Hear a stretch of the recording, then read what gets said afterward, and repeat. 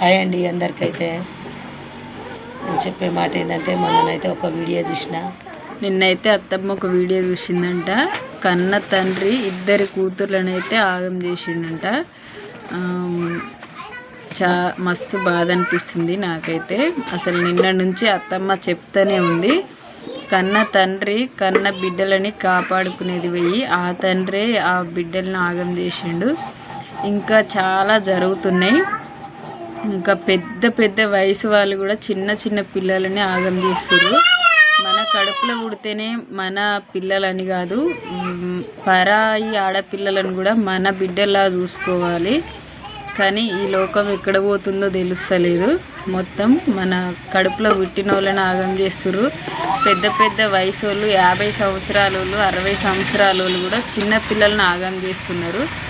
దయచేసి అర్థం చేసుకోండి. ఒక పాప